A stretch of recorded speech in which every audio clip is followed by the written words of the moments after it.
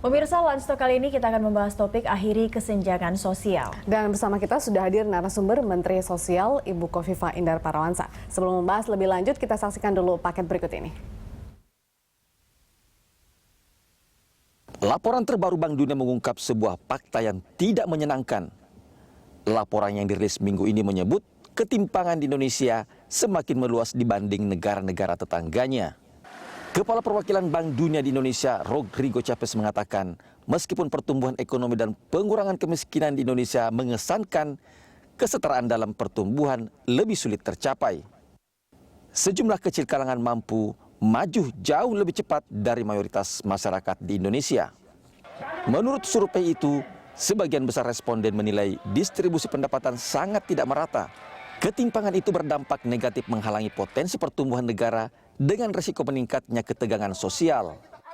Menurut Chávez, Indonesia berisiko mengalami pertumbuhan yang lebih lambat serta konflik sosial apabila terlalu banyak masyarakat Indonesia yang tertinggal. Menjulannya kesenjangan di Indonesia bisa dicermati dari melorotnya angka Gini ratio dalam 15 tahun terakhir. Pada tahun 2000, Gini ratio Indonesia berada di angka 0,30. Namun pada tahun 2014 anjlok sampai ke posisi 0,41. Masalah ini bisa menjadi penghambat prospek segmen-segmen masyarakat dari generasi ke generasi. Menurut Chávez, dalam kondisi seperti ini, pemerintah Indonesia harus bisa mendongkrak kesejahteraan masyarakat, khususnya di daerah terpencil, agar kesenjangan antar daerah bisa dipangkas. Ya, kalau kita melihat data, biasanya data yang tinggi, peringkat-peringkat tinggi itu kalau untuk Indonesia biasanya prestasi yang Membanggakan lah ya. harusnya membanggakan, tapi kalau Indonesia kadang miris untuk didengar seperti itu ya. Seperti hasil yang sudah dirilis oleh Bank Dunia terkait Gini rasio kita kesenjangannya seperti apa. Nah, selamat siang Ibu Khofifah, terima kasih sudah hadir di studio kami. Nah, ini kalau tadi melihat data yang sudah dirilis oleh Bank Dunia bahwa peningkatan Gini rasio di Indonesia sendiri di 2010 kita dari 30 poin lalu melesat menjadi 41 poin di 2014 dan 2015 sepertinya semakin membesar. Ketimpangan sosial kita semakin besar. Iya, jadi ini dilihatnya dari 2010 ya ke 2014 sebetulnya. Dirilisnya aja 2015. Jadi sebetulnya Desember ini itu sudah 0,408 atau kalau kita bulatkan 0,41.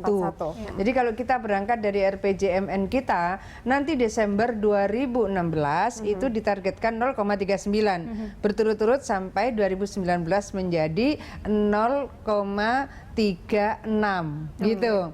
Nah, upaya-upaya ini antara lain sebetulnya apa yang disiapkan di dalam RPJMN kita, kemudian di dalam RKP, Rencana Kerja Pemerintah, itu sudah on the right track menurut saya dari 4 item yang oleh Bank Dunia itu dianggap sebagai bagian penyebab, sekaligus kalau ini dilakukan proses penguatan dari kendala-kendala yang menyebabkan ketimpangan sosial itu, antara lain satu adalah infrastruktur.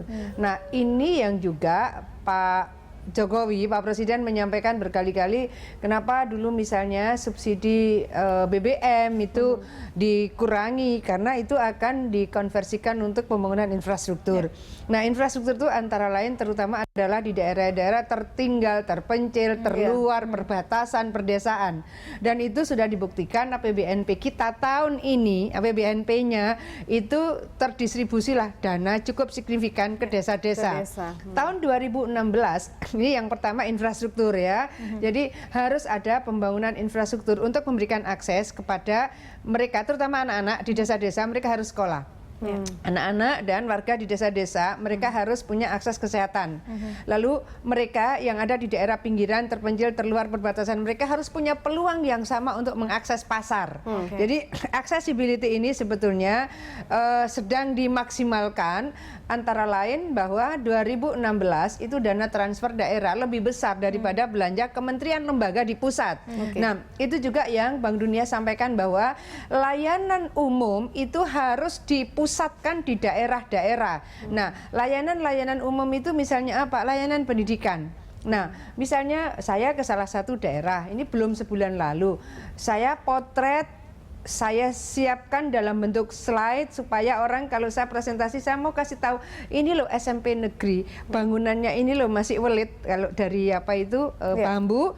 Nah, itu hanya 2 kelas welit dan ya suasananya seperti itu. Ini SMP negeri. Nah, bagaimana ketika dana dari pemerintah pusat ditransfer ke daerah dalam jumlah lebih besar daripada belanja KL, layanan umum di daerah itu betul-betul mendapatkan fokus dari seluruh pemerintah kabupaten kota. Nah, itu yang kedua, setelah infrastruktur kemudian layanan umum. Kemudian ketiga, Bank Dunia sampaikan bahwa antara lain yang bisa mempersempit kesenjangan sosial adalah program perlindungan sosial yang bisa membangun ketahanan ketika terjadi keguncangan ekonomi gitu. Nah, ini tidak bisa hit and run seperti BLT dulu atau BLSM gitu. Atau KKS kemarin ketika ada kenaikan harga BBM lalu ada kompensasi untuk masyarakat kurang mampu supaya memiliki ketahanan di dalam mengalami keguncangan ekonomi, maka ada yang lebih sustain. Nah, yang lebih sustain itu adalah program yang seringkali disebut conditional cash transfer. Conditional cash transfer atau bantuan tunai bersyarat. Kita punya program namanya PKH. Nah, sebetulnya PKH ini 7 tahun lalu sudah dilakukan, tapi coverage-nya memang kecil. Nah, APBN 2015 itu hanya cover 5% masyarakat status sosial ekonomi terendah atau paling sederhananya 5% termiskin gitu. Nah, 5% termiskin ini mereka tercover oleh program PKH, program Keluarga Harapan. Itu baru 2015. APBNP kita nambah lagi menjadi 8% termiskin atau 8% status sosial ekonomi terendah. Ini terkait dengan program pemerintah untuk kabinet Presiden Joko Widodo. Ini kan program lintas kementerian ya Bu ya, sejauh yang kita tahu. Ataukah ini memang khusus dari Kementerian Sosial? Kalau yang terkait dengan PKH itu program Kemsos, tapi kalau terkait infrastruktur pasti pertanian di dalamnya. Nah, sebelum itu bagaimana sebenarnya koordinasi antar kementerian sebelum kita lebih jauh membahas tentang program khusus PKH ini Bu? Ya, mungkin saya bisa sampaikan begini. Ada hal di mana masing-masing kementerian itu memiliki tugas yang harus diiris-iris secara detail. Kemudian dikoordinasikan sampai nyekrup begini gitu ya. Dan itu di dalam ratas. Jadi rapat terbatas itu biasanya menteri teknisnya tidak terlalu banyak karena memang detail sekali presiden, wapres dan tim. Jadi kalau presiden dan wapres serta tim itu yang saya maksud di situ ada Seknek, ada Sekap, ada KSP, itu tim dari presiden dan wapres itu. Lalu menteri-menteri yang terkait dengan tema-tema khusus itu memang diminta menyampaikan sangat detail. Misalnya sekarang bagaimana kita menghitung kinerja pembangunan di Papua gitu. Itu ratas Papua. Nah, setelah ratas Papua besok Selasa itu tim Des Papua itu bahkan rapatnya di Jayapura. Jadi artinya irisan-irisannya itu memang harus detail, konkret dan terukur. Tapi dengan rapat yang cukup detail seperti itu, apakah kemudian para menteri terkait yang terlibat itu tetap sevisi Bu dalam kemudian program? Ya, karena kan jadi kan ini yang mendrive presiden, yang mendrive wapres. Jadi mereka harus di dalam posisi bahwa ini adalah sebagai pendekatan integratif gitu, yang dikomandani tentu pertama oleh masing-masing Menko. Tapi setelah masing-masing Menko, ternyata misalnya soal Gini rasio, bagaimana mempersempit Gini rasio. Kalau kita RPJMN kita 2019 itu mau target 0,36, kan nggak bisa. Kemsos itu hanya terkait dengan conditional cash transfer. Tapi infrastruktur, layanan pendidikan, layanan kesehatan, layanan umum. Nah, layanan umum itu kan SPM ya, standar pelayanan minimum. Nah, ini akan sangat banyak terkait dengan tugas Menpan RB, kemudian tugas Kementerian Dalam Negeri, dan itu sangat fokus. Oke, baik. Konkretnya kalau kita melihat kesenjangan sosial ini, kalau kita melihat dari samarataan pendapatan, yang kaya sepertinya semakin menikmati kekayaannya mereka, sementara yang miskin semakin sulit untuk mensejahterakan hidup mereka. Sebenarnya kalau dari Ibu Kofifa sendiri, dari Kementerian Sosial melihatnya kondisi masyarakat kita yang seperti ini, apa sih penyebab dari kesenjangan sosial itu Bu sebenarnya?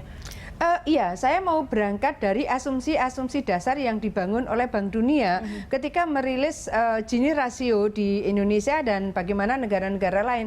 Antara lain kemudian dilihat bahwa akses pasar, peluang tenaga kerja, peluang pasar kerja. Nah, makin mereka itu daerah yang isolated gitu, itu kan akses dia. Katakan ini daerah ini semua hasil perkebunannya, agriculture-nya itu semua pada posisi yang katakanlah kualitas premium gitu. Saya pernah bawa contoh hasil dari produk pertanian mereka, lalu saya bawa ke seorang teman, saya bilang, saya ingin ini dibuatkan contoh sirup. Tetapi teman saya bilang, ini Mbak Oviva dapat dari mana? Sudah selesai nih sirupnya. Ini Mbak Oviva dapat dari mana? Saya sampaikan bahwa ini saya dapat dari kabupaten, saya sebut Kabupaten Puncak.